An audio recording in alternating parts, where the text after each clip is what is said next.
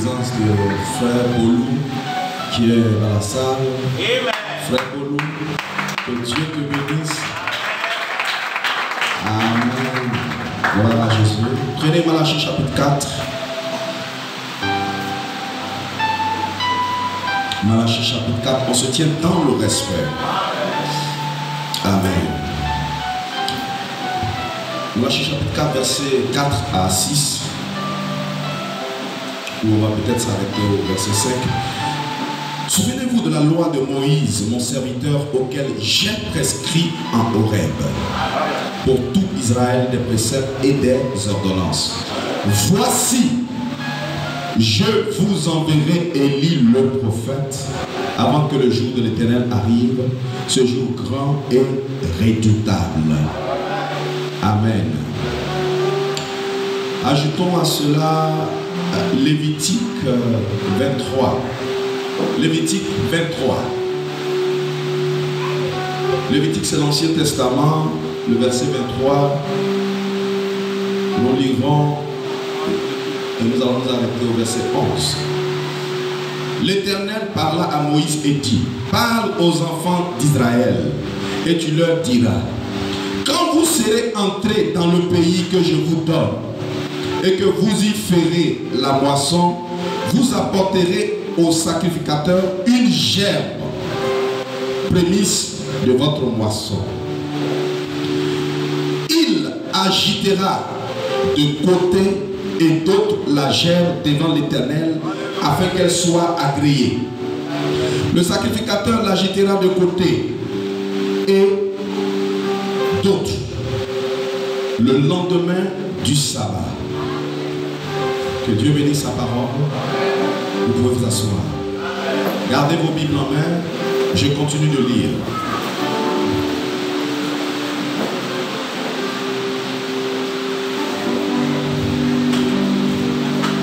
Car le Seigneur, l'Éternel, ne fait rien sans avoir révélé son secret à ses serviteurs, les prophètes.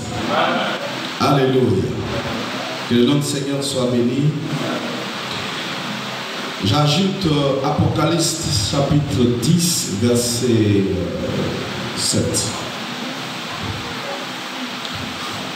Mais qu'au jour de la voix du 7e ange, quand il sonnerait de la trompette, le mystère de Dieu s'accomplirait comme il l'a annoncé à ses serviteurs, les prophètes. Que Dieu bénisse la lecture de sa parole. Que le Seigneur vous bénisse. Je dis que le Seigneur vous bénisse. Voilà. Alors, notre grand thème, c'est la promesse de Malachie 4. Et je crois qu'aujourd'hui, vous êtes fortement, vous êtes aguerris. Vous savez de quoi nous parlons. Lorsque nous mentionnons Malachie chapitre 4, vous savez exactement de quoi nous parlons.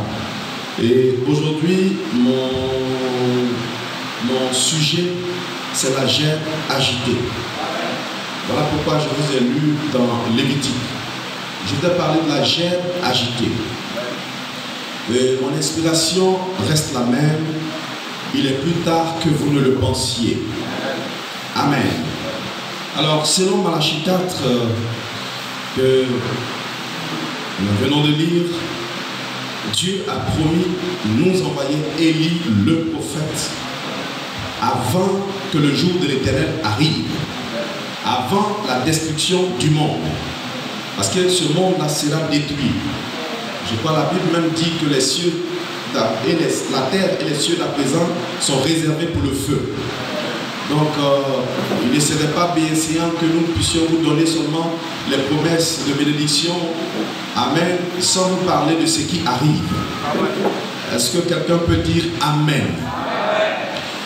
Amen. Alors, Dieu ne faisant rien sans raison, alors il nous a fallu parcourir les Saintes Écritures pour découvrir quelle est la raison ou quelles sont les raisons pour lesquelles il nous a envoyé Élie le prophète en ce temps de la fin.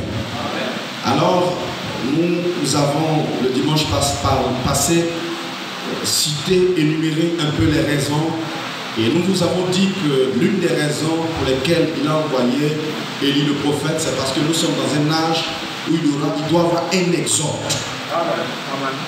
Il doit y avoir un exode. On doit sortir pour aller quelque part. Au temps de Moïse, il y a eu un exode.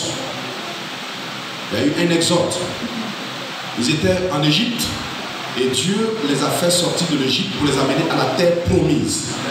Est-ce que quelqu'un peut dire Amen? Et pour pouvoir les faire sortir, selon Exode 19:3, Dieu leur a envoyé un aigle. Et l'aigle, c'est un prophète. Est-ce que quelqu'un peut dire Amen? Voilà pourquoi quand vous lisez dans votre Bible, dans Exode 19, verset 4, la Bible dit: vous avez cru ce que j'ai fait à l'Égypte. Vous avez vu ce que j'ai fait à l'Égypte. Et comment je vous ai porté sur le dos des ailes d'aigle et amené vers moi. Vous voyez, dans la réalité, on n'a pas vu un grand oiseau descendre pour porter tout Israël, mais on a vu un prophète qui est descendu en Israël. Et pour avoir écouté ce prophète, le peuple est sorti et ce fut un exode. Que le nom du Seigneur soit béni. Alors nous vous disons qu'en ce temps de la fin, il y aura aussi un exode. Amen. Il y aura un enlèvement. Est-ce que si quelqu'un le croit, qu'il dise Amen? Nous partirons de ce monde. Ce monde a atteint le niveau le plus élevé du péché. Amen. Voilà pourquoi il est bien pour un fils de Dieu de rentrer dans la parole et de demeurer dans la parole. Gloire à Jésus. Ce monde n'a plus rien à nous offrir. Amen. Et en deuxième position, nous avons dit que Dieu a envoyé Élie le prophète pour restaurer la foi apostolique, pour ouvrir la parole. Amen. Pour que la Bible devienne un nouveau livre. Alléluia. Ce qui fait qu'aujourd'hui, nous autres, quand nous lisons la Bible, amen, ce n'est pas comme un roman. Amen. La Bible a un sens. Nous avons le sens profond de la Bible. Alléluia. En troisième position, Dieu a envoyé le prophète au temps de la fin pour communiquer la foi de l'enlèvement. Est-ce que quelqu'un peut dire Amen?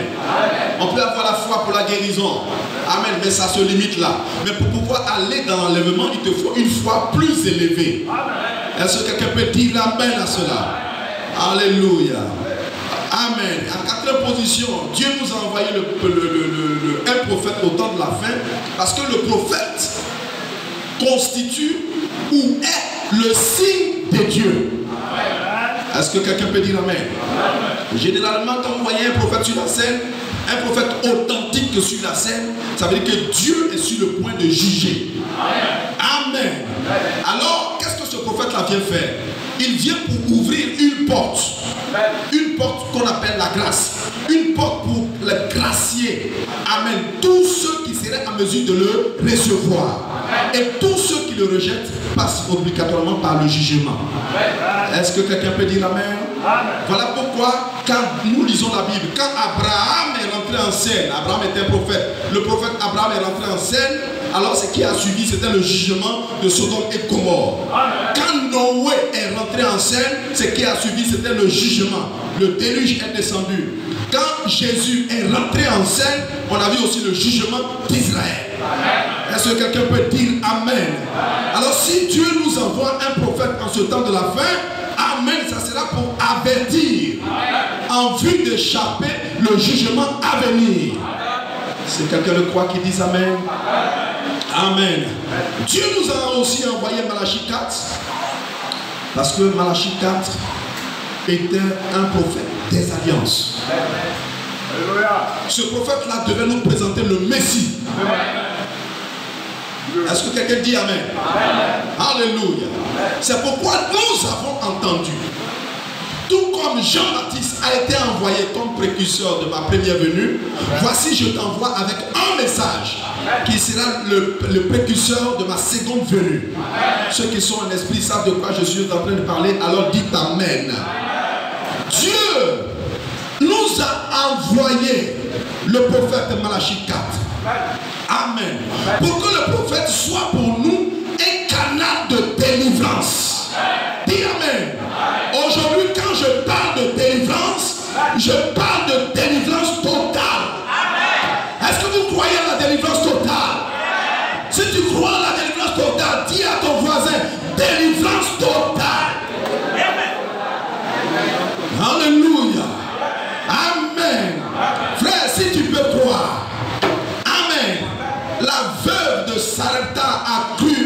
Élie. Et nous savons, amen, comment elle a été bénie. Est-ce que quelqu'un peut dire amen à cela?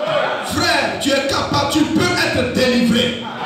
Les langages du genre, amen, moi dans ma famille, il y a ceci, dans ma famille, on n'est pas, amen. Cela peut prendre fin en Christ ce matin. Alléluia. Gloire à Dieu. Oh yes, sir. Vous savez mes frères, nous sommes dans un âge où il y a toutes sortes d'esprits. Amen. Où les fils de Dieu sont oppressés par toutes sortes de démons. Et ces démons-là viennent de l'enfer. Amen. Tu peux te retrouver ici à l'église, bien en train d'adorer, et puis un frère va s'élever, pas des moindres, avec un comportement anti-scripturaire. Dis amen. Frère, nous avons vu toutes ces choses-là en ce temps de la fin. Voilà pourquoi je vous dis, église, ne comptez pas sur un homme. Ne comptez jamais, je dis bien, jamais sur un homme. L'homme c'est un échec. L'homme c'est le faux. Dis amen. Mais comptez sur Dieu. Est-ce que quelqu'un peut dire amen? Donc quand moi je viens ici, ce n'est pas à cause d'un homme. Je viens pour rencontrer Dieu. Je viens pour parler à Dieu. Je viens pour écouter Dieu. Et je viens pour être béni par Dieu. Alléluia. Église de Dieu, soyez un esprit parce que je vais vous parler. Je vais vous parler. Amen. Alors le message de l'heure est un message de délivrance. Est-ce que quelqu'un peut dire amen? Combien croient cela? Combien ont été délivrés? Amen. Je sais que je ne suis pas encore parfait, mais je ne suis plus ce que j'étais. Combien croient cela? Dis amen. Il y a des démons, des habitudes qui ont sauté de ta vie parce que tu as cru le message de l'heure. Si vous le croyez, dites amen. Et si tu continues de dire amen à la parole, le Saint-Esprit te visite. Alléluia. Amen. Gloire à Dieu. Oh, oui. Amen. Et je vous ai aussi dit que Dieu nous a envoyé Élie le prophète pour accomplir Luc 17:30. Amen. Et pour unir l'épouse céleste et l'épouse terrestre. Gloire à Jésus-Christ. Et en dernière position, amen, ce dont je voudrais essayer de parler ce matin. Amen. Vous voyez, Dieu nous a envoyé Élie de Malachie 4 pour qu'il soit l'épouse, qu'il soit pour l'épouse la gerbe agitée. La gerbe agitée. Et quand je parle de gerbe agitée, vous savez de quoi il est question? Amen. Je vais vous expliquer. Je veux que vous compreniez ce que je vais dire. Vous savez, en Israël,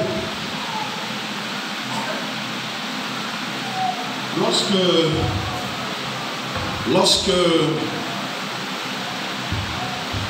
un paysan, lorsque les Juifs cultivaient soit du blé ou je ne sais quoi d'autre, et vous qui êtes ici, qui êtes déjà allé une fois au village, si vous n'êtes pas allé au village, quelquefois allez au village, il arrive que dans le champ de riz, avant que tout le riz ne mûrisse, alors il y a des épis, il y a du riz qui atteignent la maturité avant les autres. Alors Dieu a demandé que tout le riz, les épis de riz qui ont atteint la maturité avant les autres, Dieu demande à ce qu'on coupe tout ce qui est mûr. Tout ce qui est mûr. On prend tout ce qui est mûr et on va former une gerbe. Et la gerbe que tu vois là va te montrer un extrait de ce que ton champ sera. Amen. Alors cette gerbe, quand on la prend, on vient la donner au sacrificateur. Et le sacrificateur, dans le temple, il agite la gerbe devant l'Éternel. Est-ce que quelqu'un peut dire amen? Pour montrer exactement comment ton riz sera. Ou bien comment ton champ de blé sera. Est-ce que quelqu'un peut dire amen? C'est ça la gemme agitée que nous avons lu dans Lévitique 23. Est-ce que quelqu'un peut dire amen? Alors nous vivons dans un âge. C'est un âge spécial. L'âge dans lequel nous vivons là, c'est l'âge le plus spécial de tous les âges. Amen. Et cet âge-là, pour les nouvelles personnes, cet âge-là s'appelle l'âge de Laodicée. C'est un âge où l'Église dit qu'elle est riche. Amen. C'est un âge où l'Église dit, je n'ai besoin de rien. Mais la Bible dit, c'est un âge aussi où l'Église est aveugle. C'est un âge où les gens sont aveugles, mais ils ne le savent pas. Ils sont aveugles. Dis amen. Et quand vous lirez votre Bible, vous allez remarquer que dans aucun autre âge, Christ a été mis dehors. Mais quand vous lisez dans Apocalypse 3, vous remarquerez que dans l'âge de Laodicée, Christ n'est plus dans l'église. Il est en dehors de l'église. Qu'est-ce qui a mis Christ en dehors de l'église? Ce sont nos traditions, ce sont nos comportements, ce sont nos habitudes. C'est parce qu'on a rejeté la parole de Dieu. Dis amen. C'est parce que dans cet âge, les églises ne veulent plus de Christ. Les églises veulent des esprits d'église. Ils ne veulent pas le véritable Saint-Esprit. Alors ils ont mis Christ dehors. Dis amen. Alors je vous dis que c'est l'âge le plus mauvais. Dis amen. C'est l'âge le plus pourri. Dis amen. Alléluia. C'est l'âge où de tous les katas. C'est l'âge où je vous dis, dans le message, un frère est capable d'empoisonner son frère. C'est l'âge mauvais. Dis amen. C'est un âge pourri. Alléluia. Et dans cet âge, l'église dit, je suis assise en reine. Je n'ai besoin de rien. Dis amen. Dans cet âge, on n'a jamais vu les femmes agir dans un autre âge comme dans cet âge. Dans aucun âge. Dis amen. On a peut-être vu le comportement des femmes dans cet âge, peut-être dans la période antidiluvienne. C'est-à-dire avant le jugement au temps de Noé. Est-ce que quelqu'un peut dire amen? Ça veut dire quoi, mes frères? Je vais appuyer ça. C'est dans un âge où tous les démons qui existaient dans tous les autres âges précédents se retrouvent. Dis amen. C'est dans l'âge où le capuchon de l'enfer a sauté. Dis amen. Et tous les démons sont sur la terre. Et ces démons-là cherchent à se personnifier. Dis amen. Et frère Branham parle du démon le plus horrible. C'est le démon qui peut prendre un frère. Il vient au milieu de vous. Il se comporte comme un frère. Il danse avec vous. Il mange avec vous. Mais quand le moment arrive, quand il est loin, il dit, je ne viens plus à l'église. Je ne vous crois plus. Je ne suis pas béni. Dis amen. Mais laisse-moi te dire, la bénédiction réelle, elle ne vient pas d'ici. Elle vient de ton âme.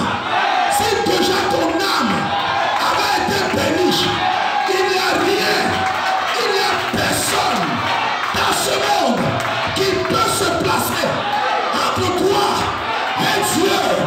Dis amen. Même s'il arrive que toute l'église se dresse contre toi, toi la seule chose que tu connais, c'est ton Jésus. C'est mon Jésus. C'est lui que je connais. C'est lui qui m'a appelé. Dis amen. Et c'est avec lui que je m'avance.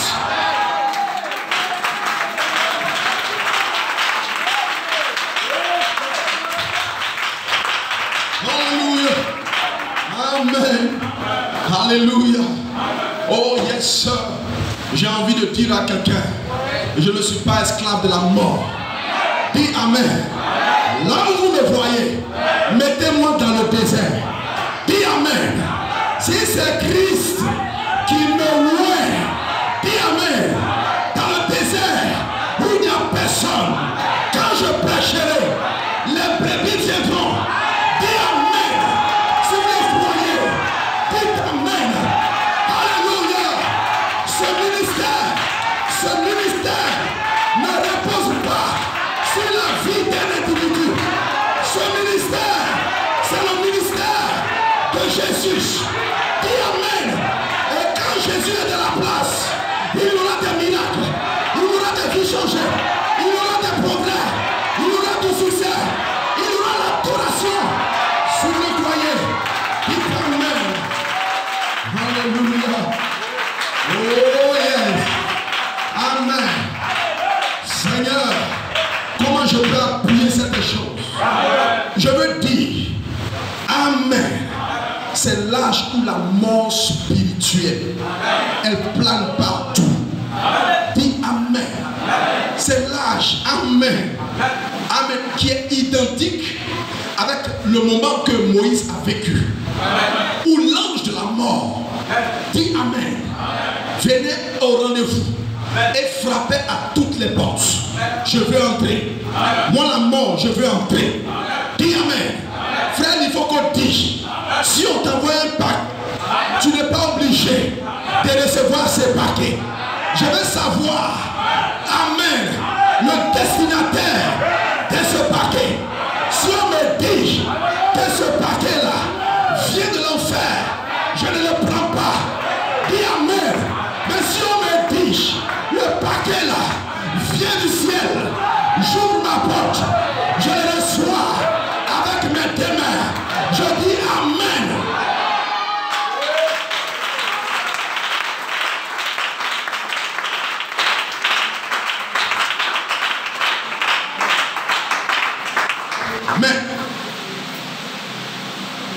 Mais, frère Branham dit, il dit de tous les âges. Si on me demandait, dans quel âge, toi Branham, tu souhaiterais vivre?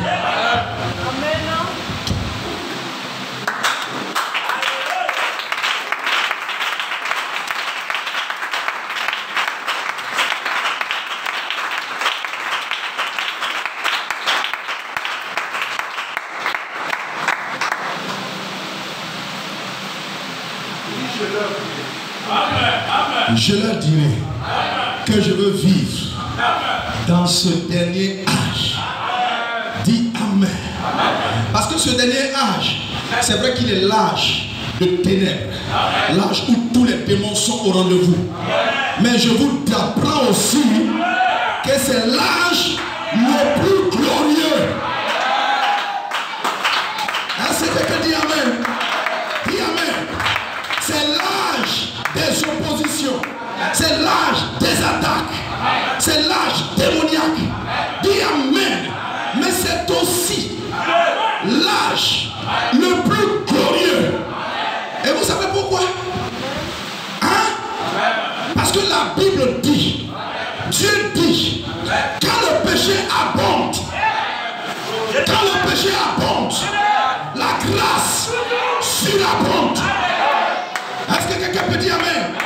Alors ce matin, mes frères, alléluia, nous allons nous focaliser sur les choses glorieuses que Dieu a prévu accomplir dans cet âge de ténèbres. Et pour cela, lisons Romains 8. Romains 8 dit quoi? Écoutez mes frères. La création. Quand je parle de la création, je parle de toute la création. Les arbres, les animaux, les plantes, les poissons, la volaille, la création tout entière, y compris la terre sur laquelle nous marchons, attend, tel avec un ardent désir, la révélation des fils de Dieu. Dans Darby, il est écrit, la manifestation des fils de Dieu. Ça veut dire quoi? Qu'il y a des fils de Dieu qui doivent être révélés.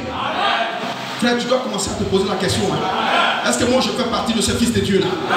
Dis Amen. Ça veut dire que le moment vient, où le moment va arriver, où les fils de Dieu vont faire quelque chose qui va amener le monde, dis Amen, à reconnaître qu'ils sont des fils de Dieu. Est-ce que quelqu'un peut dire Amen? Ça ne veut pas dire que tu vas faire comme les autres, que tu vas faire comme le monde. Faire comme le monde, c'est facile.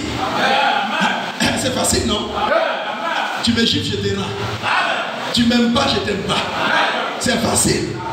Tu me salues pas, je te salue pas. Tu me donnes pas, je te donne pas. Tu me donnes, je te donne. Ça, c'est faire comme le monde. Mais la Bible dit, il va arriver un temps, dis Amen, où des fils de Dieu vont se comporter, vont agir de telle sorte que, dis Amen, quand les gens dehors les verront, ils sauront, dis Amen, qu'ils sont des fils de Dieu.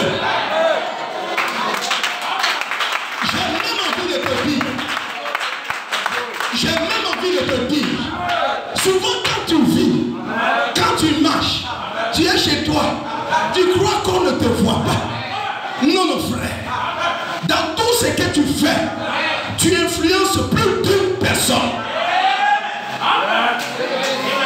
Est-ce que vous le croyez? Je suis en train de te dire, Amen, tu seras aussi responsable devant Dieu pour avoir influencé négativement une personne. Je te bénisse. Parce que le temps vient où les fils de Dieu seront manifestés. Est-ce que quelqu'un dit Amen à cela? Alléluia. Amen. Et si vous avez envie de savoir comment un fils de Dieu vit, je vais vous dire ce matin, retournons dans la Genèse. Dis à ton voisin, retournons dans la Genèse. Alléluia. Dans la Genèse, le tout premier fils de Dieu, c'était Adam. Qui était Adam? Adam était la première parole de Dieu exprimée sur la terre. Si quelqu'un croit cela. Quand Dieu crée ce premier fils, ce fils-là est accompagné de privilèges, d'avantages, en tant que fils de Dieu. Voilà pourquoi dans Genèse chapitre 1 verset 26, puis Dieu dit, faisons l'homme à notre image. Un fils de Dieu est supposé être à l'image de Dieu. Est-ce que quelqu'un peut dire Amen? Ça veut dire que si Dieu est une théophanie, un fils de Dieu a une théophanie. Est-ce que vous le croyez, mes frères? Est-ce que vous me croyez? Dis Amen. Alléluia. Amen. Et que ce fils-là domine. Dis à ton voisin, domine. Il domine sur les poissons de la mer. Il domine sur les oiseaux du ciel. Il domine sur le bétail, sur toute la terre, sur tous les reptiles qui rampent sur la terre. Alléluia. Dieu créa l'homme à son image. Il le créa à l'image de Dieu. Amen. Il le créa l'homme et la femme. Est-ce que quelqu'un peut dire Amen? Au verset 28. Amen. Il dit à cet homme, soyez féconds, multipliez, remplissez la terre. Amen. Et l'assujettissez. Il dit, et dominez. Dominez sur les poissons de la mer, sur les oiseaux du ciel, sur tout animal qui se meut sur la terre. Amen. Gloire à Dieu. Et au verset 19, la Bible dit que l'Éternel Dieu fit venir vers l'homme tous les animaux animaux des cieux comme de la terre. Il les fit venir vers l'homme. Est-ce que quelqu'un dit amen? Afin que tout être vivant portât le nom que lui donnerait l'homme. Et au verset 20, et l'homme donna des noms à tout le bétail, aux oiseaux du ciel, à tous les animaux du champ. Est-ce que quelqu'un peut dire amen? Mes frères, nous constatons quoi? Nous constatons comment Dieu, il pouvait donner à l'homme l'autorité, la domination sur les poissons de la mer, les oiseaux du ciel et tout le bétail des champs, le bétail de la terre, tous les reptiles. Domination, mes frères. Ça veut dire quoi? Quand tu es un fils de Dieu manifesté, il y a des choses qui accompagnent cela. Il y a des avantages qui accompagnent cela. Dis amen. Le premier avantage, c'est que la divinité t'entoure. Alors, je n'ai pas envie de rentrer dans ça. Écoutez, le fondement fondamental pour la foi, 1955. Écoutez le prophète. Dieu, quand il a créé l'homme au commencement, il l'a créé supérieur à tout ce qu'il y a sur cette terre. Comme quoi?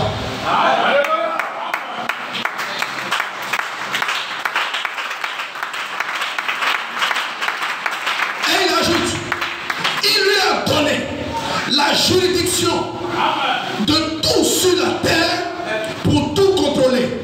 Il contrôlait les animaux, il contrôlait les volailles, les poissons, il contrôlait les vents, il contrôlait les végétaux, il contrôlait tout. L'homme a été créé et Dieu sécondait sur la terre. Frère, c'est ce qu'Adam était. Alors si la création tout entière soupire et attend la manifestation des fils de Dieu, ça veut dire que la création tout entière attend de voir rentrer en scène des dieux secondaires. J'ai envie de te dire, si ton Père est Dieu, alors tu es Dieu. Si ton Père est un aigle, alors tu es un aiglon. Dis amen. Est-ce que quelqu'un peut dire amen? Et tout ce qui est supposé accompagner l'aigle doit aussi pouvoir t'accompagner. Est-ce que vous le croyez, mes frères? Alléluia. L'homme a été créé. Amen. Il a été donné le pouvoir de contrôler tous les éléments sur la terre. C'était Adam. Amen. Il avait été donné à Adam tous ses grands pouvoirs. Mais alors, le pouvoir qui lui a été donné pour faire son choix, c'est par cela qu'il est tombé. Le prophète dit, qu'est-ce qui a fait tomber Adam? C'est le libre arbitre. Le pouvoir que Dieu lui a donné à un certain moment de la vie, de choisir entre la vie et entre la mort.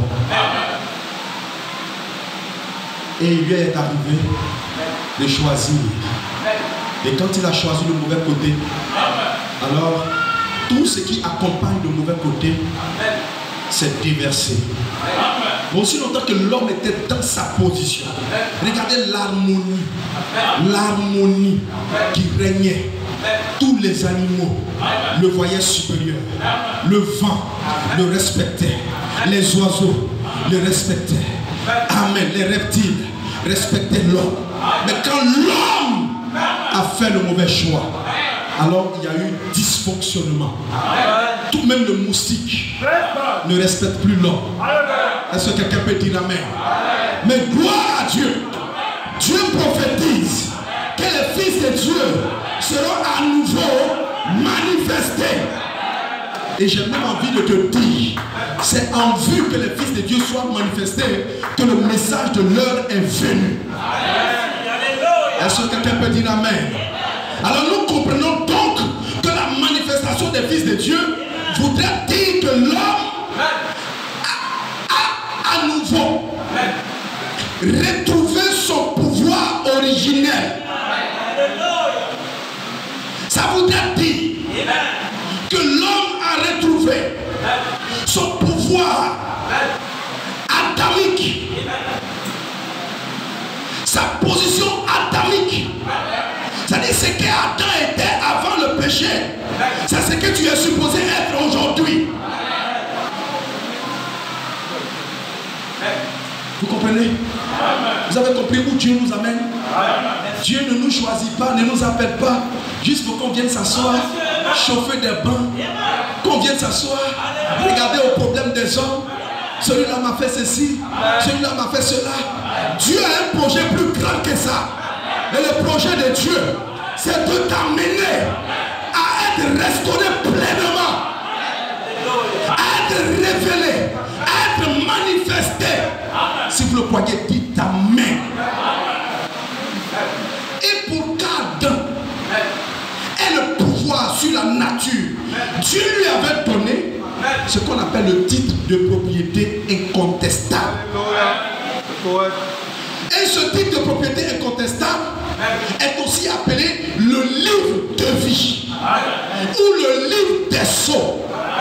Aussi longtemps qu'Adam avait ce livre, il pouvait avoir le contrôle sur tout. Il pouvait parler au vent, il pouvait parler aux eaux, il pouvait parler aux poissons, il pouvait parler aux animaux. Dis Amen aux reptiles et à tout. Est-ce que quelqu'un peut dire Amen? C'est pourquoi le prophète dit dans la brèche, le titre de propriété qui donne droit à la terre et à la vie éternelle, quand Adam l'a perdu, qu'est-ce qui s'est passé? Lucifer a cru qu'en faisant tout pour que Adam tombe, quand Adam va tomber, ce titre de propriété, ce livre de vie, ce livre des sceaux, qu'il allait pouvoir récupérer cela. Mais dès qu'Adam a perdu ça, ce livre-là, frère Madame dit, elle ne pouvait pas tomber entre les mains sales de Satan. Alors ce livre-là est retourné entre les mains du propriétaire originel. Si vous le croyez, dites Amen. Alléluia. Amen. Amen.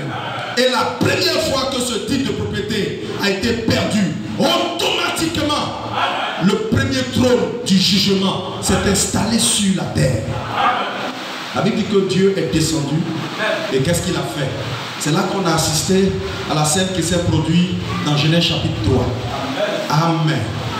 Mais l'Éternel, Dieu appela l'homme et lui dit, où es-tu? Adam, où es-tu? Habituellement, Adam ne se cachait pas. À toutes les réunions, Adam était là. Est-ce que quelqu'un peut dire Amen? Adam était là. Dieu n'avait même pas besoin de lui dire, oh, viens à l'église. Viens à l'église. Mais aujourd'hui, Dieu descend et Adam n'est pas là. Adam a trouvé une excuse. Adam allait se cacher. Mais l'Éternel Dieu appela l'homme et lui dit, où es-tu? Et il répondit, j'ai entendu ta voix dans le jardin et j'ai eu peur parce que je suis nu. Je me suis caché. Et l'homme répondit, la femme que tu as mise auprès de moi m'a donné de l'arbre et j'en ai mangé. Et l'Éternel Dieu dit à la femme, pourquoi as-tu fait cela? La femme aussi répond, le serpent m'a séduite, j'en ai mangé. Alléluia. Et l'Éternel dit au serpent, puisque tu as fait cela, tu seras maudit. Dis Amen. Puisque tu as fait cela, tu seras maudit. Mais remarquez une chose. Remarquez une chose. Dans tout ça, Dieu n'a pas maudit l'homme. Dis Amen. Dieu n'a pas maudit Adam. Parce que malgré tout, malgré sa condition rétrograde, Adam est son fils. Et Dieu ne pouvait pas maudire son fils. Dis Amen. Parce que si Dieu maudit son fils, ça serait Dieu se maudit lui-même. Si vous le croyez, dites Amen. Alléluia. Alléluia. Alors mon frère, ce matin je veux t'annoncer et je veux que tu dises Amen. Parce que tu es un fils de Dieu. Parce que tu es une fille de Dieu. La malédiction ne peut avoir un effet sur toi. La malédiction ne peut pas t'atteindre. Si vous le croyez, dites Amen. Alléluia. Gloire à Dieu.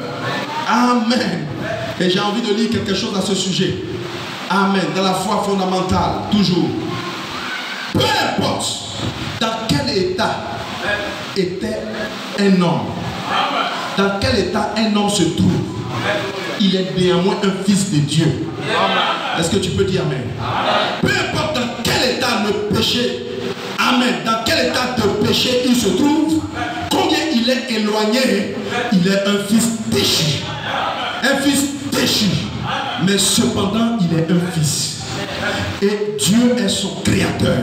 Et Dieu est celui qui l'a créé. Et Dieu l'a racheté à un prix. Et il se peut qu'il n'admette jamais cela. Il se peut qu'il n'accepte jamais cela. Il se peut que cela ne lui fasse aucun bien. Mais cependant, il est un fils de Dieu. Elle est une fille de Dieu. Si vous le croyez, d'Amen. Donc ce n'est pas à moi de juger quelqu'un.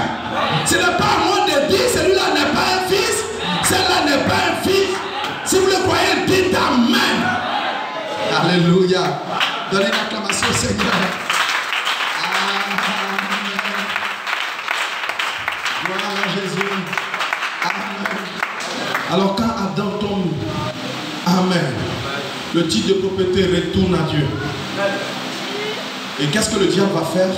Le diable va usurper le titre de propriété. Vous voyez? Il va faire semblant de l'avoir.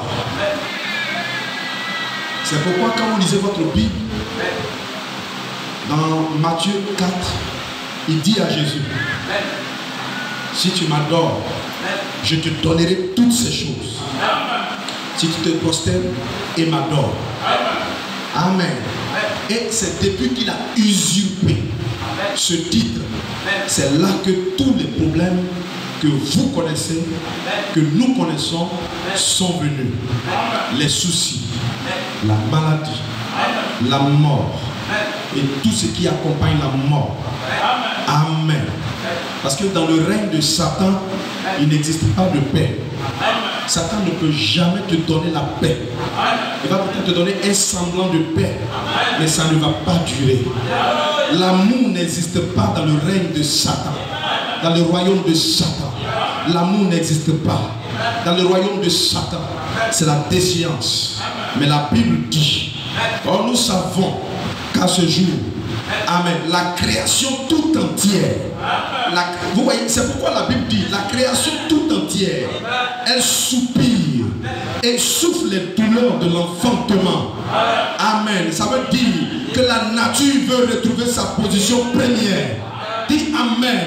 Et comme ton corps fait partie de la nature, si tu es un fils de Dieu, tu soupires après ça.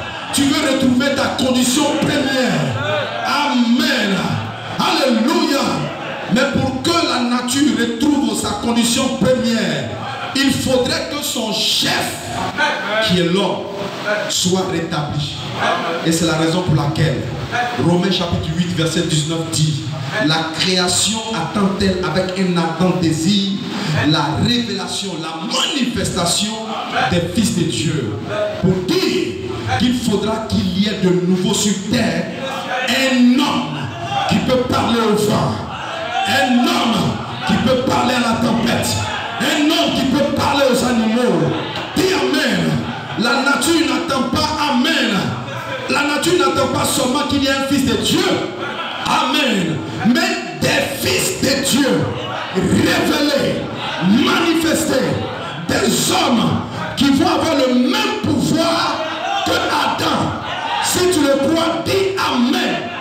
Alléluia. Si je viens ici, Amen, c'est parce qu'à l'intérieur de mon âme, je soupire après ça. J'attends ce jour-là. Je viens pour être baptisé. Je viens pour être rempli de son esprit. Quand je viens ici, je viens pour créer une atmosphère pour que le Saint-Esprit puisse me recharger, puisse se déverser en moi, puisse me remplir. Je ne viens pas ici pour être un spectateur, mais je viens pour créer une atmosphère qui fait plaisir Je viens pour adorer. Je viens pour l'invoquer. Je viens pour lui dire, Seigneur, j'en ai besoin.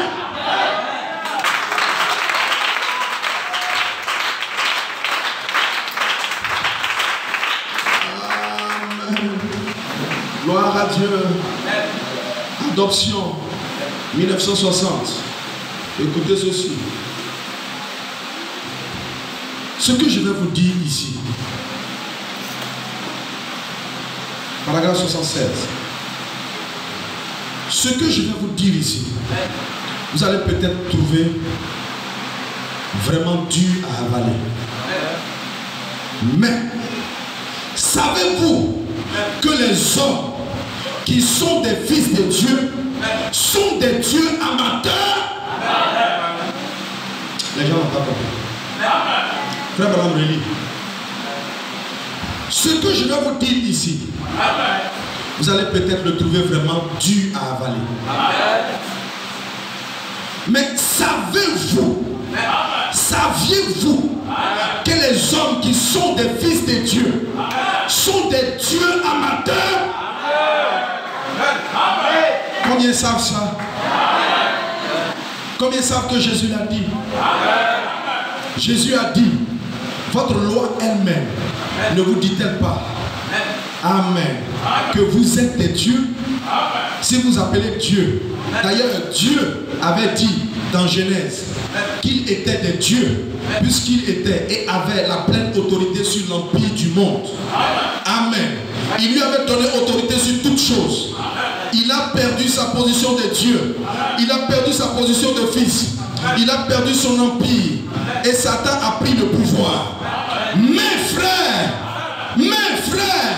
nous attendons la manifestation des fils de Dieu qui vont revenir, reprendre le pouvoir. Et nous attendons la plénitude des temps, quand la pyramide arrivera à son sommet, quand les fils de Dieu seront pleinement manifestés, quand la puissance de Dieu ira de l'avant. Alléluia! Et retirera à Satan tous les pouvoirs qu'il a. Oui, monsieur. Amen. Ça veut dire quoi? Ça veut dire qu'au septième âge de l'église, on verra de nouveau des hommes qui parleront à la nature. Dis Amen. Cela arrive le jour où la pierre de fête descend. Si vous le croyez, dites Amen. Maintenant, comment Dieu va-t-il amener cette manifestation? Je veux qu'on rentre dans les différents processus. Frère,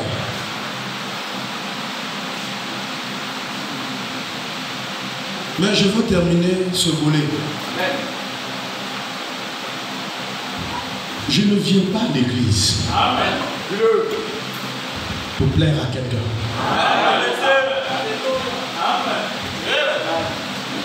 Souvent, on est là, on tient des propos du genre. À l'église, il n'y a pas l'amour.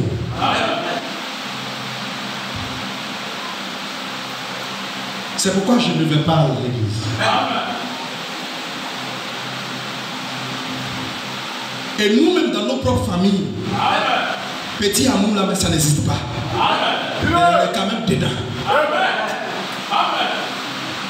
Le lieu où tu vas signer contrat pour travailler là, qui t'a dit qu'il y a amour là-bas? Mais avant 7 heures, tu es là-bas.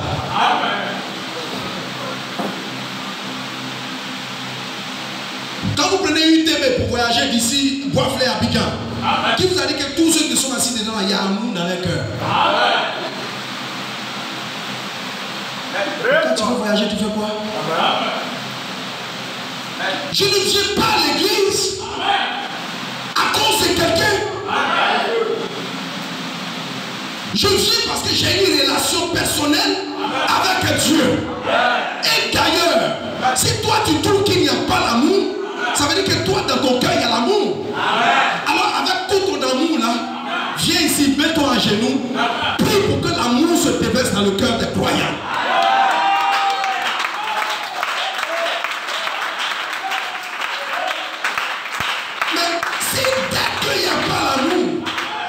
sautes.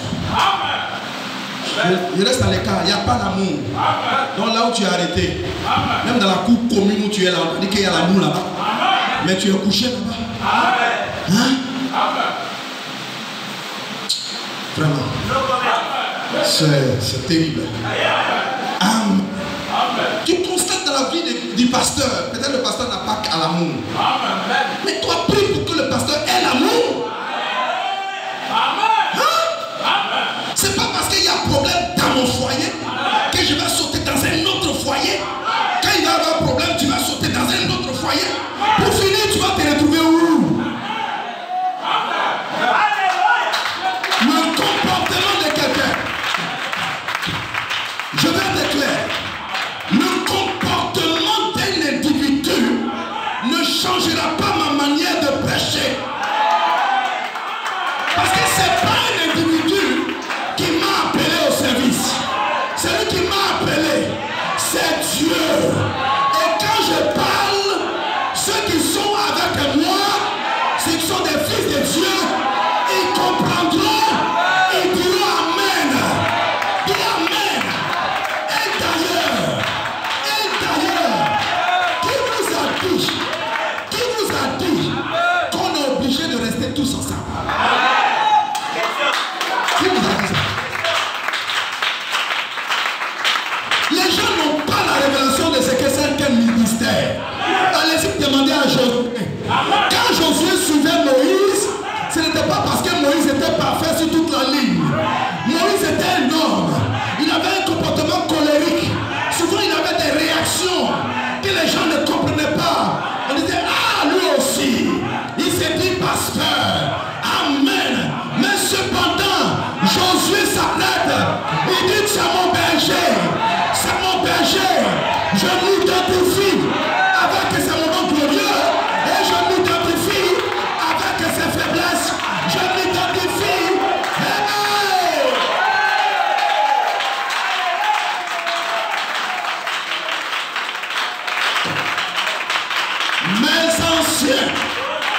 Mes anciens, vous n'êtes pas avec moi. Dis Amen. Ou le peuple ici ne vous a pas choisi. Parce que je suis l'homme le plus parfait. Si vous cherchez l'homme le plus parfait, allez-y directement à Jésus. Moi je suis une peau de blaireau. Je sens mauvais. J'ai des odeurs. J'ai des erreurs. Dis Amen. Mais mes erreurs. Dis Amen. Derrière la peau, il y a quelque chose pour ta bénédiction. Je suis ici. Je vais vous libérer de tous ces esprits. Au nom de Jésus, je ne veux pas de ces esprits.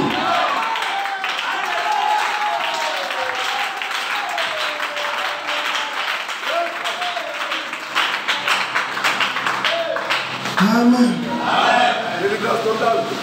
Mes brebis entendent ma voix. Est-ce que quelqu'un dit Amen? That's the word. Amen. Alors, laissez-moi avancer. Je vais parler un peu de comment, le processus par lequel nous allons pouvoir atteindre le niveau que Dieu veut que nous atteignions. Alléluia. Et frère madame dit, si nous enseignons par des types, nous n'allons jamais nous tromper. Alors je vais prendre un type dans la Bible. Et aujourd'hui je vous parle d'un aspect. Supportez-moi, hein, aujourd'hui là j'ai envie de parler. Je prends un aspect et Dieu voulant, à la prochaine réunion, nous prendrons un autre aspect. Alors, pour cela, je voudrais qu'on prenne ensemble Lévitique 23. Nous l'avons lu une partie d'ailleurs. L'Éternel parla à Moïse et dit, parle aux enfants d'Israël et tu leur diras, les fêtes, dis à ton voisin, les fêtes de l'Éternel. Je veux que tu reprennes les fêtes de l'Éternel. Que vous publierez seront de saintes convocations. Ah, bon, l'Éternel, après qu'on soit sorti de l'Égypte, il nous demande de publier, lui, ses fêtes. Ses fêtes, ses moments de fête, moments de réjouissance. Alors, quand vous lisez dans Lévitique, vous allez remarquer que Dieu a publié 7 fêtes. Et une fête, c'est quoi? C'est un moment de réjouissance. Ça veut aussi dire que Dieu, si Dieu publie des moments de fête ou des moments de réjouissance, ça veut dire que Dieu ne veut pas voir la tristesse parmi ses enfants. Le seul moment où un fils de Dieu doit être triste, c'est quand il est en train de se repentir. Voilà pourquoi l'apôtre Paul, dans Philippiens 4:4, dit ceci: réjouissez-vous. On va lire ça ensemble. Quand je lis, vous répétez. Réjouissez-vous toujours dans le Seigneur. Je le répète. Réjouissez-vous. Que votre douceur soit connue de tous les hommes. Amen.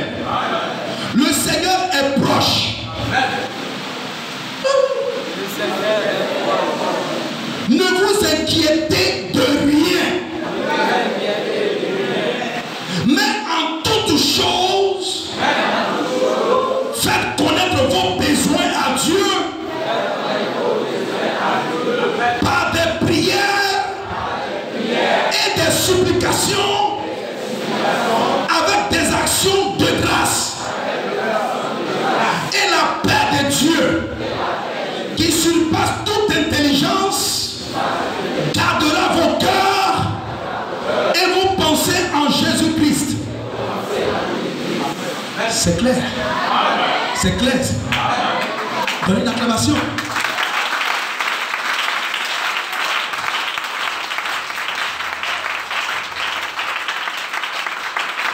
Alors, Église de Dieu, retenez ceci. Vous qui avez reçu le message, vous qui avez reçu le messager, Dieu veut que vous soyez toujours en joie. Peu importe les combats de votre vie, Dieu veut que vous soyez toujours en joie. Amen. Est-ce que tu sais pourquoi il faut toujours te réjouir? Parce qu'il y a un Dieu qui est capable de prendre soin de toi. Ça veut dire quoi?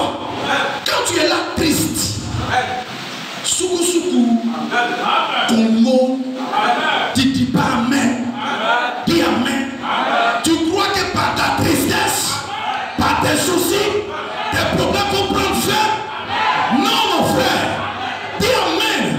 Ta tristesse, tes soucis, te mettre dans un coin, va attirer plus de démons sur ta vie. Ça va attirer plus de problèmes.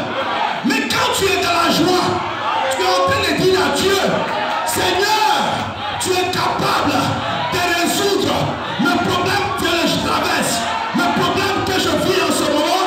Seigneur, tu es capable de me secourir. Tu es capable de me faire sortir. Dis amen de la situation que je traverse. Seigneur, tu es capable de porter mon problème. Si vous le croyez, dites amen. Parce qu'en réalité, quand tu es triste, tu attires des entités négatives, des esprits négatifs. Dis amen. Amen. Est-ce que vous le croyez, mes frères? Tu attires ce qui est négatif.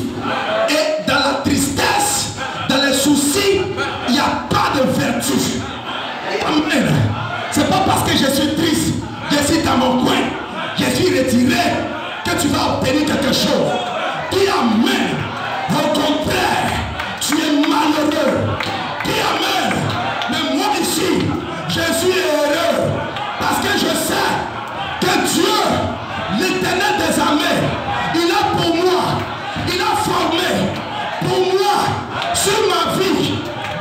projets de paix. Des projets de paix. Et non des projets de malheur. Dis Amen. Dis Amen. Jérémie 29, verset 11. Il dit, je connais les projets. Dieu parle. Et Dieu te parle. Il dit, je connais les projets que j'ai formés sur vous. Est-ce que tu as dit Amen? C'est Dieu qui te parle. Il dit, je connais les projets que j'ai formés sur vous. Dit l'Éternel, des projets de paix. Je veux que tu sois en paix et non de malheur, afin de vous donner un avenir et de l'espérance. Dis Amen. Dans les projets de Dieu, il n'y a pas la souffrance. Dans les projets de Dieu, il n'y a pas la haine. Dans les projets de Dieu, il n'y a pas de douleur. Dieu veut que tu sois dans la joie. Si tu es dans la joie, démontre-le à Dieu que tu es dans la joie. Alléluia. Amen. Alléluia. Oh yes, sir. Dis Amen. Dieu veut que tu sois en paix. Dieu veut que tu sois en joie. Et quand tu es dans la joie, dis Amen. Quand tu adores Dieu, est-ce que tu sais ce qui se passe? Quand tu adores Dieu, quand tu cries Hosanna, quand tu cries Amen, l'ange de Dieu, il descend dans ta vie. Et quand il descend, il brise tes chaînes.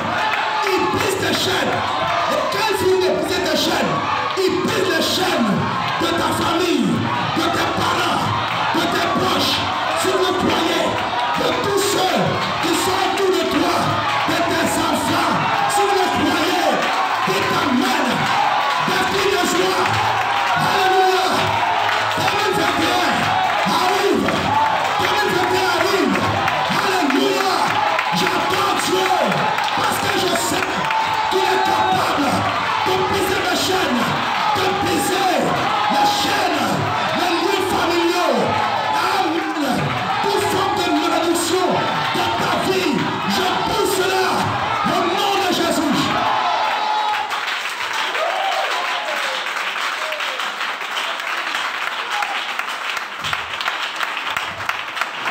Alors mon frère, je veux aussi que tu n'ignores pas que de même que Dieu a des projets pour toi, Satan aussi a des projets pour toi. Qu'est-ce que Satan veut? Satan veut faire de toi un malade chronique. Satan veut faire de toi un rétrograde. Quelqu'un qui reste à la maison, qui ne va pas à l'église. Satan veut que tu restes un chômeur durant toute ta vie. Satan n'a que pour toi que des projets de malheur. Donc pendant que Dieu a des projets de paix, Satan a des projets de malheur. Frère, alors moi qui suis le concerné, est-ce que c'est là que je vais m'affaiblir? Hein? Et tu n'es pas obligé d'adhérer au projet de Satan ou de soumissionner pour les projets de Satan. Parce que là, surtout en cette fin d'année, c'est projet contre projet. Mais quel est le projet qui gagne? Dis Amen. C'est le projet de celui qui est plus fort. Et la Bible dit, celui qui est en moi, celui qui est en moi est plus fort que le sorcier, que le magicien. Dis Amen. Celui qui est ici est plus fort. Dis Amen. Tu peux commencer à dire, je ne serai pas chômeur en 2021.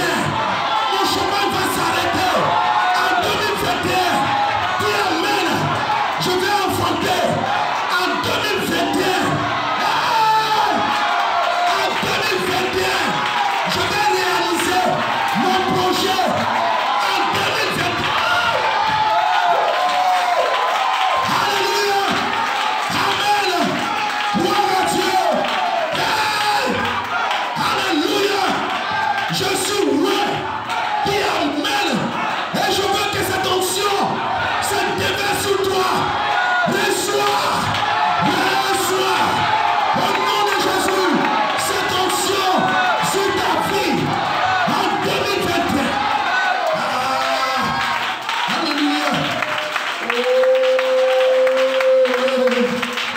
Amen.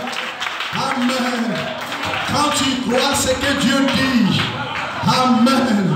Quand tu crois ce que Dieu te dit, pour toi c'est une fête. Dis amen. Quand tu commences à croire à la parole de Dieu, le moment d'adoration commence pour toi. Dis amen. Notre joie ne dépend pas des circonstances. Si j'ai l'argent, on m'a provoqué, on ne m'a pas provoqué. Tel pasteur m'a parlé mal, tel frère m'a parlé. Ma joie ne dépend pas de ça. Dis amen. Ma joie, elle vient de l'intérieur. De l'intérieur. Si vous le croyez, dites amen. Alléluia. Et yes, sir. Est-ce que vous le croyez, mes frères? Amen. Alors je vais te montrer une stratégie. Une stratégie. Et une meilleure stratégie. Amen. Alléluia. Pour corriger quelqu'un qui veut ton mal. Frère, la meilleure stratégie, c'est d'être toujours heureux.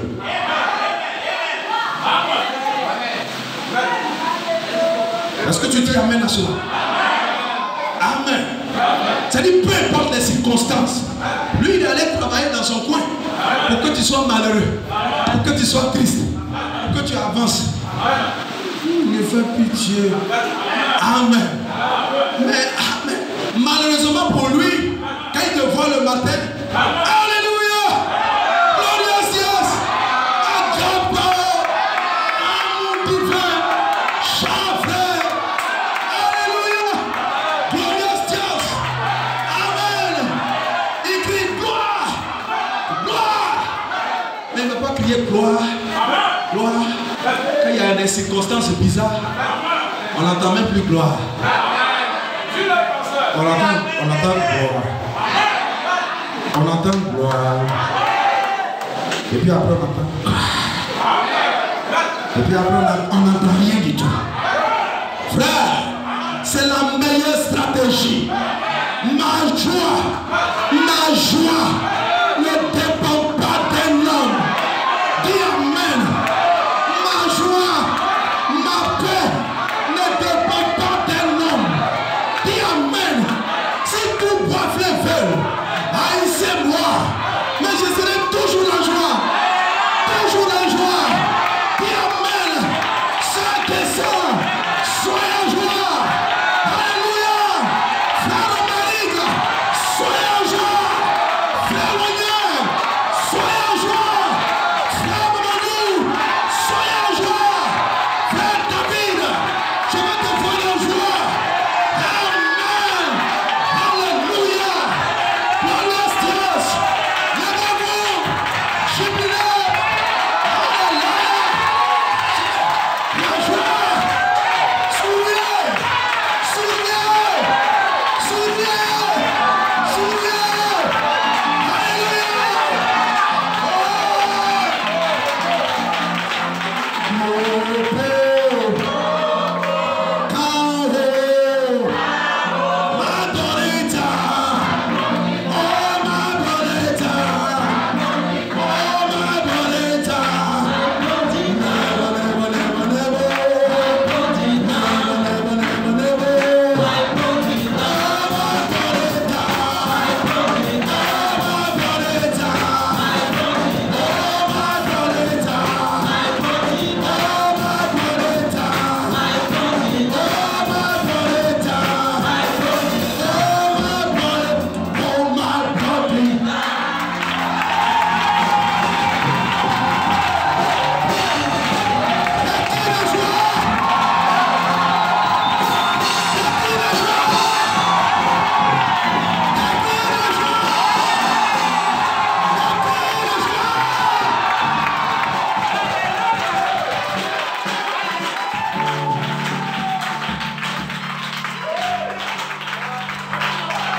Amen. Amen. Vous pouvez vous asseoir. La résurrection de Jésus, prêché en 1956. 5 avril 1956, paragraphe 20. Si vous remarquez bien, c'est quand vous êtes découragé que le diable peut vraiment en déverser sur vous. Toujours découragé. D'accord. Le diable va te donner double option de découragement. Et quand tu es mouillé de découragement, c'est à ce moment-là que tu commences à trouver des excuses. Tu trouves des excuses. Parce qu'il y a des questions que les frères vont te poser, tu ne pourras pas bien répondre. C'est alors qu'il vous attrape. Si vous venez à l'église et que vous dites, eh bien, je ne sais pas. Je ne sais pas si je vais aller mieux ou pas. On a prié 2 fois pour moi. Oh là là. Vous feriez mieux, tout aussi mieux, de rentrer chez vous à la maison. C'est tout. Dieu ne veut pas que vous soyez renfrognés. Dieu veut que vous soyez heureux. Je veux que tu dises amen. Le cœur humain a été créé pour être heureux. Les soucis causeront le cancer. La colère causera aussi le cancer. Ne soyez jamais bouleversés. Ainsi dit le prophète. Ne soyez jamais bouleversés. Marchez simplement dans son amour. Amen. Sachant que vous marchez en lui et que rien ne peut vous nuire. Il n'y a rien qui puisse vous nuire. Oh, je croyais que tu allais dire amen. Il n'y a rien qui puisse vous nuire. Aucune puissance, ni des choses présentes, ni des choses à venir. Rien ne peut nous séparer de lui. Dis amen. Là où tu me vois, amen. Tu me vois comme un homme ordinaire, mais je suis en lui. Alléluia. Et nous ne sommes jamais entrés par notre propre volonté. Si tu es venu ici par ta volonté, alors agis selon ta propre volonté. Mais si c'est lui qui t'a appelé, laisse le Saint-Esprit guider ta vie. Est-ce que quelqu'un peut dire amen? Là où tu es, c'est ce que Dieu décide qui t'arrive, qui va t'arriver. En dehors de ce que Dieu décide, rien, dis même à ton voisin, rien ne peut t'atteindre. Je suis en train de te dire, mettez les soucis dehors. Amen. Et commence à confesser, je suis béni. Dieu veut le bonheur pour moi. Et puis c'est moi qui suis là. J'ai ça. Ici, m'ont dit. Hein? Dis, je suis béni. Et que l'onction du Saint-Esprit mette un cachet sur ce que tu viens de prononcer.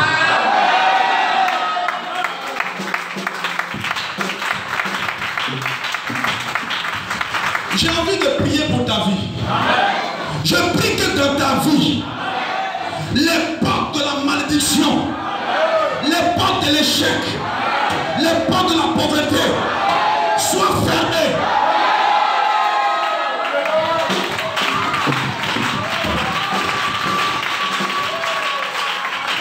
Je prie que ce que tu attendais depuis longtemps, que cette année, tu puisses l'avoir. Au nom de Jésus. Hey, sœur, si tu es ici, que tu attendais un enfant, va faire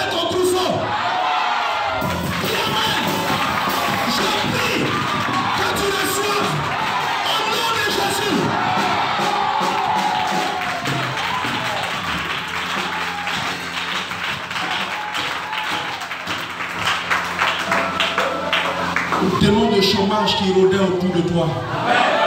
Amen. Qui t'a dit que c'est par les diplômes que tu dois obtenir un travail? Un fils de Dieu, c'est par la foi. Nous avons eu des fils de Dieu qui n'avaient aucun niveau, mais cependant, ils ont occupé des hautes fonctions. Si vous le croyez, dites Amen. Église de Dieu, as-tu la foi? Quand tu parles doucement, Satan est heureux. Satan dit, oh, il doute. Je veux que tu doutes de tes doutes. Église de Dieu, as-tu la foi?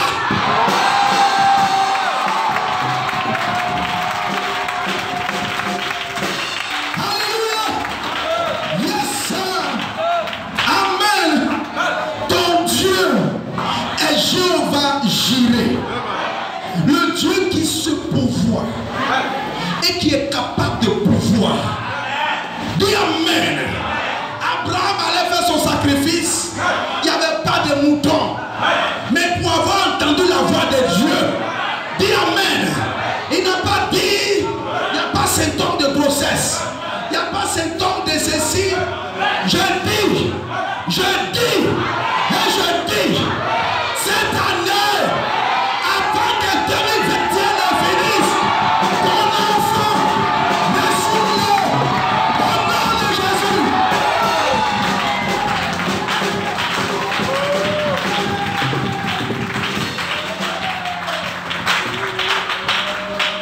Oh non, c'est les médecins qui ont dit. Les médecins ont dit. Mais moi, mon Dieu s'appelle Jéhovah Rapha, le Dieu qui te guérit de toute forme de maladie. Dis Amen. Médecin a fini son diagnostic. Le Saint-Esprit ce matin fait son diagnostic. Et il te dit, oublie le VIH, oublie le cancer, oublie l'hypertension, oublie la sinusite, oublie le myome, oublie. Dis Amen. Dis Amen. Alléluia. Le professeur a dit que je le fais échouer. Dieu dit, cette année, si tu écoutes ma parole, si tu suis mes commandements, si tu as la foi dans ma parole, tu vas réussir.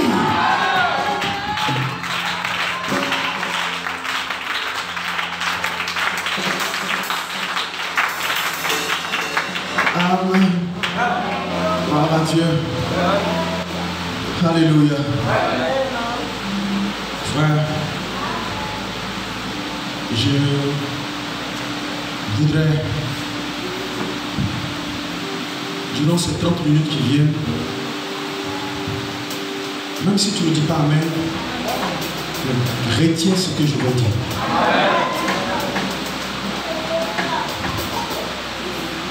Quelle est la stratégie de Dieu? T'amener à la perfection.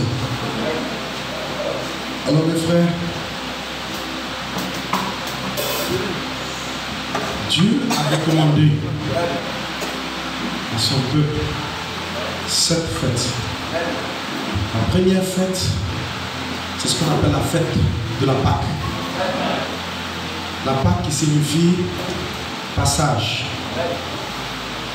faisant allusion au passage d'Élohim, de Jéhovah, pour un jugement sur l'Égypte. Tandis qu'Israël au complet à l'époque a été épargné à cause du sang placé sur le linteau, les linteaux et les portes de leur maison, selon l'ordre de Jéhovah. Quand vous lisez dans Exode 12, la Pâque fut un événement extraordinaire pour Israël. Pâque typifie aussi la libération de l'esclavage par une intervention miraculeuse de Elohim.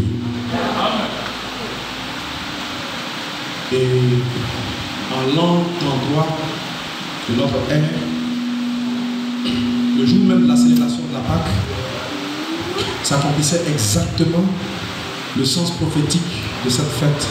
Jésus, l'agneau de Dieu, était mis à mort sur une croix à Jérusalem. Est-ce que tu peux croire que Jésus, en mourant, il mourrait aussi pour toi? C'est pour toi qu'il est mort. Et s'il est mort pour toi, alors ta libération est possible maintenant, aujourd'hui. Donc, Israël fut délivré de l'Égypte dans le mois des Juifs qu'on appelle Nissan. Nissan, qui correspond chez nous à mars-avril. Et c'est ça le premier mois de l'année juive. C'est aussi dans le mois de mars-avril. Je vais laisser ce volet-là, on va avancer. La deuxième fête, c'est la fête des pains sans levain. Et la fête des pains sans levain, elle suit immédiatement la Pâque. Ça veut dire que ça se célèbre durant la même période. Vous voyez? Et vous voyez, il y a trois fêtes comme ça qui se suivent. Alors, il y a aussi la troisième fête qui se célèbre, qui se suit. La fête de la gemme agitée. La gemme agitée, un des prémices, bien que faisant partie, ça fait partie de la Pâque, est une troisième étape qui a son importance dans l'histoire prophétique du plan de Dieu. Est-ce que quelqu'un peut dire amen? Et je récapitule pour dire quoi. Ces trois premières fêtes se déroulaient dans le même mois, un mois qu'on appelle Nissan. Et c'est la période aussi en Israël où la saison de cette période-là, c'est le printemps. Le printemps. Vous savez qu'il y a 4 saisons en Israël. Et ensuite va suivre ce qu'on appelle la fête des semaines ou la fête de la moisson, qui devient plus tard la fête de la Pentecôte. Et cette fête-là se passait au mois de Shivan, qui correspond à, chez nous ici, à mai-juin. Et mai-juin chez eux, c'est le début de l'été. Est-ce que quelqu'un peut dire amen? Je ne rentre pas trop dans les détails. La cinquième fête, c'est la fête des trompettes. La fête des trompettes, je crois qu'on en a parlé lorsqu'on était dans le temps, appelé aussi le Yom Kippur, qui signifie le jour de l'expiation ou le jour du grand pardon. Vous voyez? Et la septième fête, c'est ça, la fête des tabernacles, appelée aussi la fête des récoltes ou la fête des tabernacles. C'est une fête de réjouissance au cours de laquelle chaque famille séjournait joyeusement dans des cabanes de feuillage et se réjouissant paisiblement en chantant des louanges à Elohim. Donc je ne rentre pas dans les détails. Et vous remarquerez aussi que ces 3 dernières fêtes se passaient au mois de Tiri. Maintenant, pourquoi cette fête? Cette fête, parce que notre Dieu est parfait en 7. Amen. C'est-à-dire, de même qu'il est parfait en 3, il est aussi parfait en 7. Voilà pourquoi lorsque Dieu a créé l'univers, il a créé l'univers en 7 dimensions. Voilà pourquoi quand vous lisez la Bible va vous parler de 7 âges de l'Église. Voilà pourquoi la Bible vous parlera aussi de 7 sceaux, de 7 tonnerres, de 7 étoiles, de l'agneau à 7 corps. Est-ce que quelqu'un peut dire amen? Maintenant, dans Lévitique, cette fête était aussi des 7 convocations. Et comme c'était une 7 convocation pour que les gens se réunissent, les sacrificateurs devaient sonner des trompettes d'argent. Est-ce que quelqu'un peut dire amen? Et remarquez que Dieu, il avait le pouvoir de convier les gens, de les faire venir, il ne sait pas comment, mais il n'a pas fait procéder de la sorte. Il a voulu que ce soit par une trompette qui est sonnée. Et quand le temps arrivait, même si les gens connaissaient la saison, il fallait d'abord qu'on entende le son de la trompette afin que les gens ne se réunissent ou ne prennent part à la fête.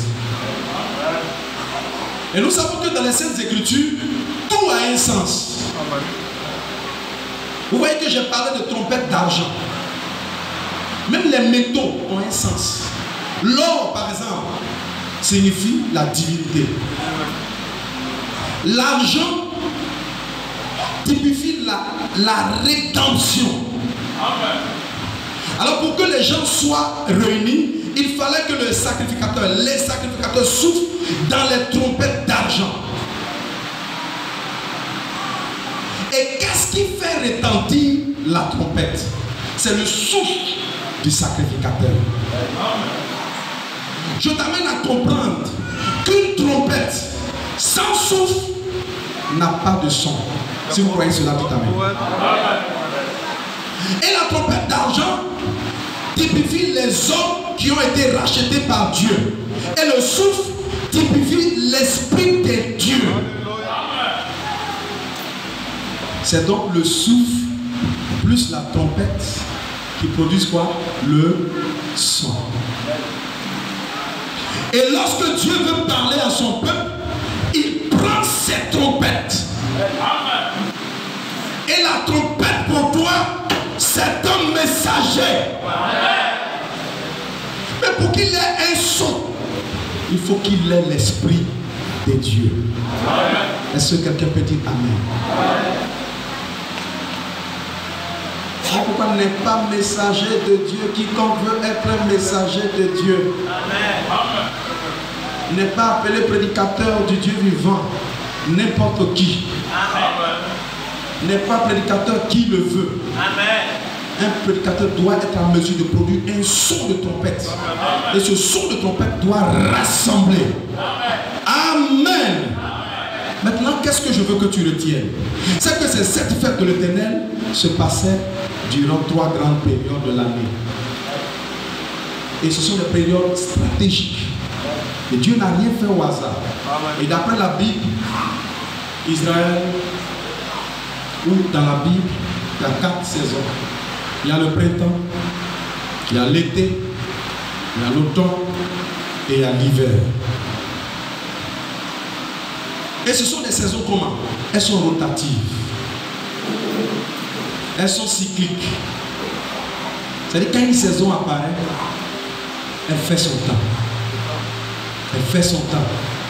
Quand son temps finit, elle laisse la place à une autre saison. Alors,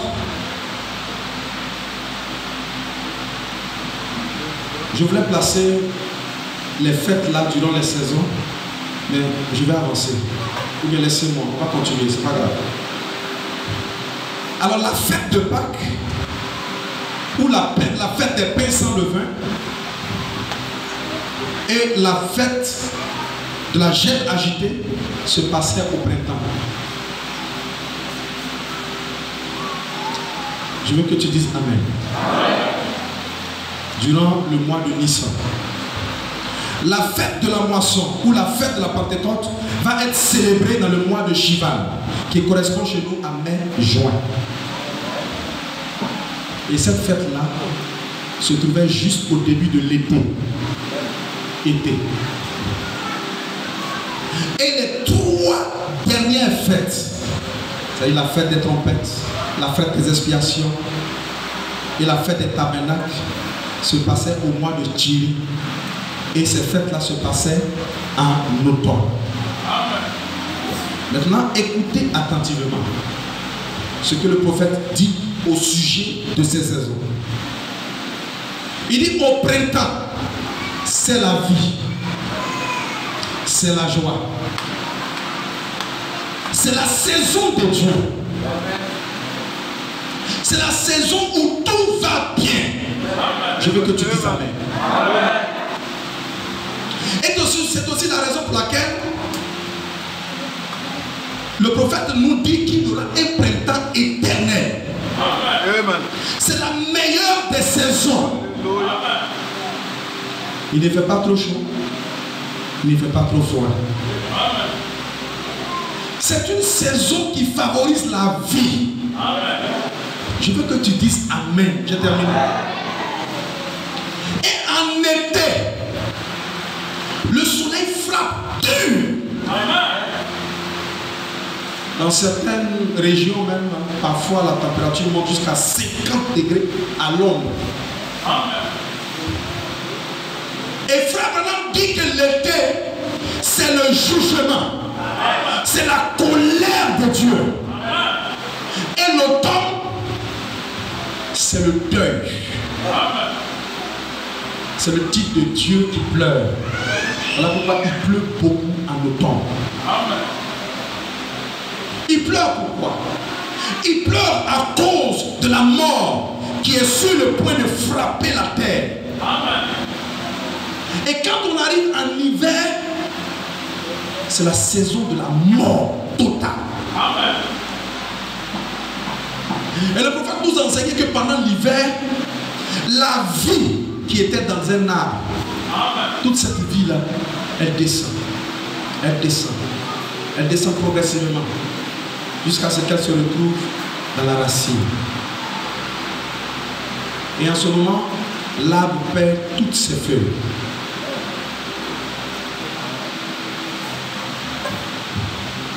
C'est pourquoi j'ai envie de te dire, ces saisons-là qui influencent le monde, ces saisons-là aussi influencent ta vie. Et peuvent aussi influencer la vie de l'église. Alors sache que dans ta vie, tu retrouveras obligatoirement ces 4 saisons. Et pendant le printemps de ta vie, tout va bien. Dès que tu pries, tu es exaucé. Ta vie chrétienne est au top. Mais sache que les saisons sont cycliques. Les saisons sont tournantes. Parce que pendant le printemps de ta vie, quand tu constates que tout va bien, frère, tu adores Dieu. Tout est clean. Tout est bien. Tu as la faveur de Dieu. Tu confesses même que Dieu existe. Mais quand vient l'été de ta vie, alors le soleil frappe fort. Ce sont des moments difficiles que tu traverses. Des moments qui te dérangent. Tu pries, il n'y a pas de réponse. C'est comme si tout l'enfer t'avait environné. Le soleil te frappe fort.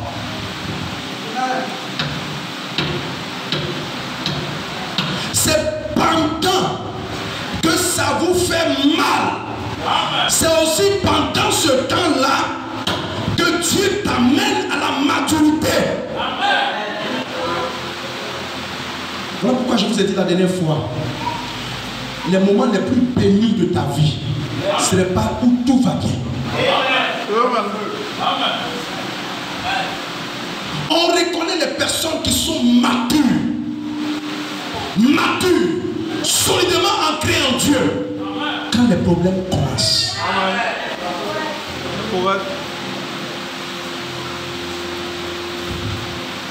Alors mon frère,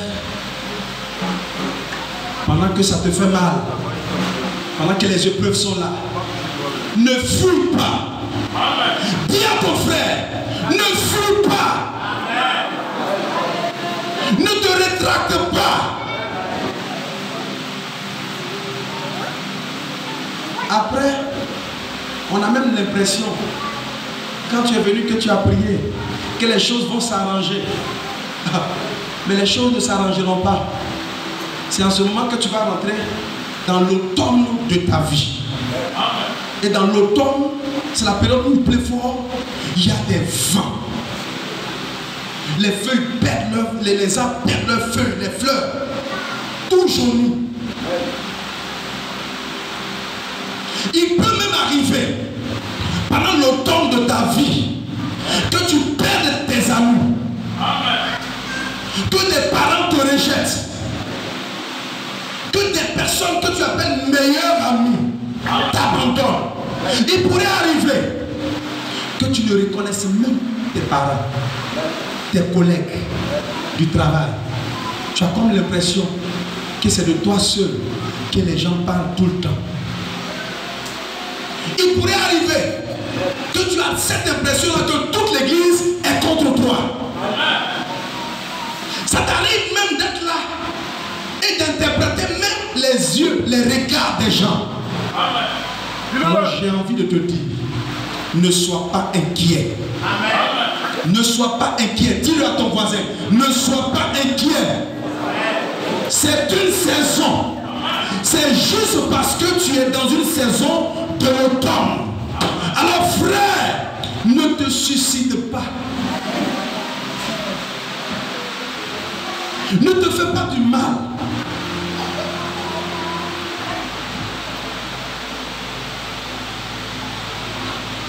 Retiens-toi.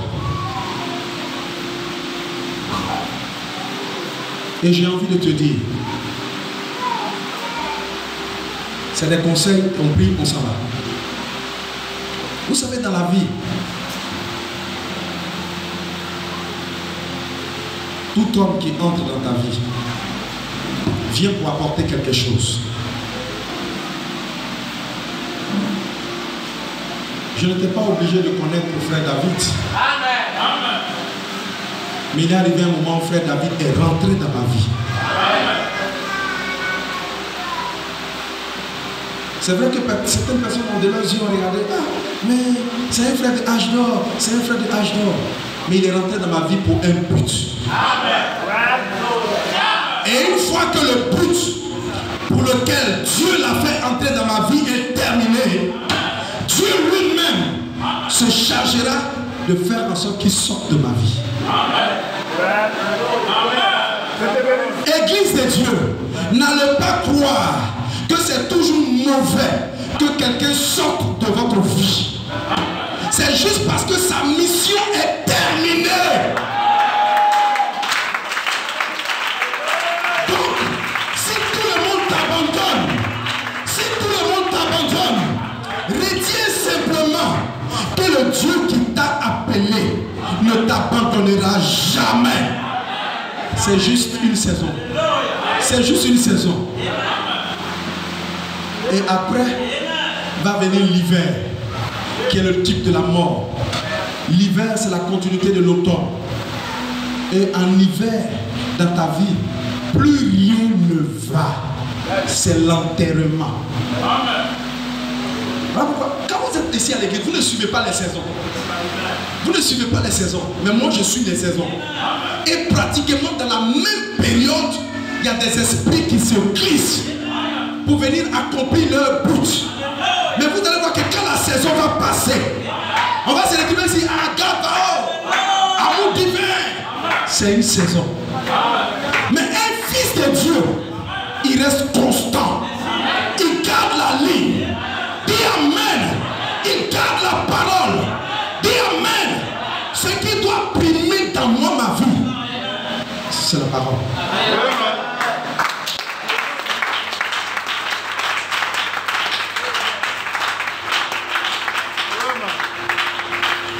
C'est ainsi, mes frères, il y a parfois, malgré vos efforts dans votre vie, même vous allez remarquer que ces saisons s'appliquent même à vos affaires.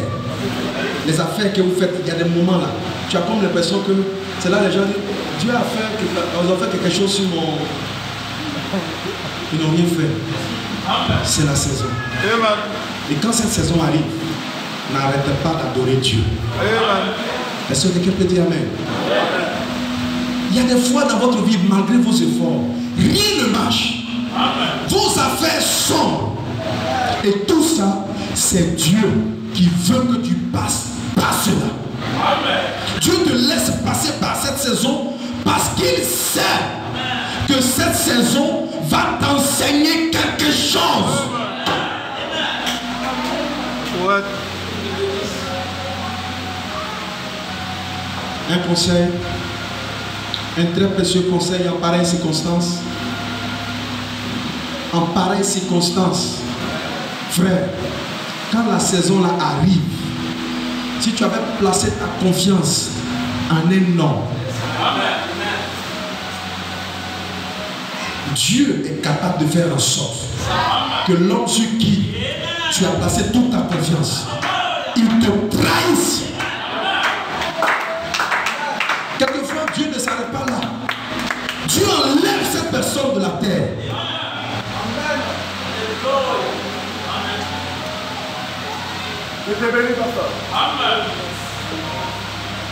C'est une saison.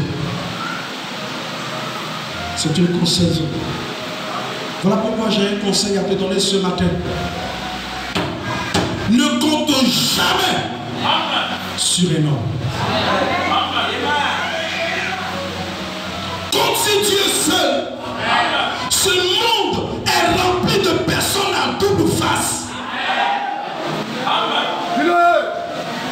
Pendant l'hiver, l'arbre, l'homme ne ressemble à rien. Tous les feuillages sont partis. Mais mon frère, quand le printemps de Dieu arrive, la sève qui était dans la racine, elle reçoit l'ordre de Dieu de remonter. Et quand cette sève commence à remonter, frère, tout recommence à nouveau, à fleurir, à germer. En ce moment, tu es restauré. Amen. Laisse-moi te dire, frère, ce matin, peu importe par quoi tu passes, on se tient debout. Aujourd'hui, je te dis que le Dieu que j'adore, il restaure. Il restaure toujours. Même si ta santé est ruinée aujourd'hui, Dieu va la restaurer. Je veux que tu dises Amen. Même si tes finances ont disparu, Dieu est capable de restaurer tes finances. Dieu n'a pas placé des fêtes par hasard. Dieu veut à travers ces fêtes te montrer quand il y a le printemps dans ta vie, loue Dieu. Quand il y a l'été, loue Dieu. Quand il y a l'automne, loue Dieu. Et même quand l'hiver arrive, loue Dieu. Il est ton meilleur ami. Il est ton meilleur ami. Quand ton père t'abandonne, quand tes oncles t'abandonnent, quand tes parents t'abandonnent, il est ton meilleur ami. Il peut arriver, mon frère, que même ta femme t'abandonne. Job a été abandonné de sa femme. Alors mon frère, qui est ton meilleur ami? Qui est ton meilleur ami? Fermez les yeux et méditez là-dessus. Qui est ton meilleur ami? Alléluia. Qui est ton meilleur ami? Laisse Jésus être ton meilleur ami. Job au printemps, quand tout allait bien, il louait Dieu. Quand l'automne est venu, Job a dit, je suis sorti nu du sein de ma mère, et nu j'ai retourné dans le sein de ma mère, de la terre. L'Éternel a donné, l'Éternel a ôté. Que le nom de l'Éternel soit béni. Laisse-moi te dire que ta louange n'est pas exceptionnelle quand tout va bien. Pendant que tout va bien, ta louange n'est pas exceptionnelle. Ta louange n'a pas un sens important pour Dieu. Mais quand tout va mal, quand tu loues Dieu, Dieu aime cela. Quand tout va mal, alors le miel de ta vie va sortir, mon frère. Ta destinée ne dépend pas des normes. Ta destinée ne dépend même pas de tes parents. Mais ta destinée dépend de Dieu, du Dieu Tout-Puissant. Alléluia. Qui gouverne, qui règne. Il est l'Éternel. Amen. Alléluia. Alléluia.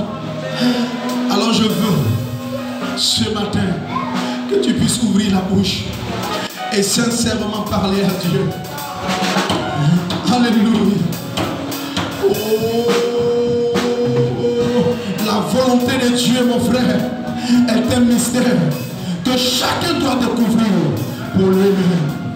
Dans la volonté de Dieu, il y a des éléments qu'on appelle temps. Le temps de Dieu. Et le temps de Dieu, si tu ne connais pas le temps de Dieu, alléluia, tu vas rétrograder. Tu vas croire que les hommes sont contre toi. Tu vas croire qu'on ne t'aime pas. C'est parce que tu ne connais pas le temps de Dieu. Mais laisse-moi te dire ce matin que le temps de Dieu est ici. Le temps de Dieu est ici. Le temps de Dieu est ici. Et quand le temps de Dieu arrive, peu importe que l'ennemi se lève, que les démons se lèvent, que tout le village se lève, que ta famille se lève, quand le temps de Dieu arrive, quand le temps de Dieu arrive, oh, quand le temps de Dieu arrive, alléluia, rien ne peut l'arrêter dans son processus. Fermez les yeux. Oh, une autre dimension de toi. Oh, la dimension du toucher, la dimension de gloire, la dimension de puissance.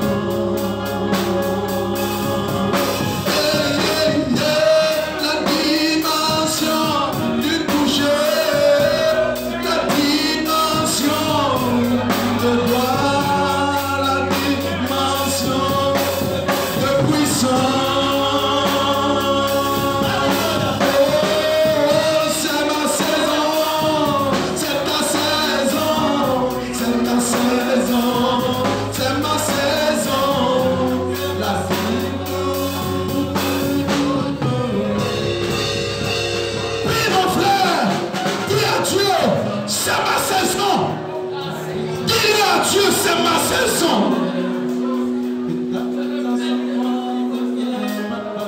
Seigneur, je n'avais pas compris.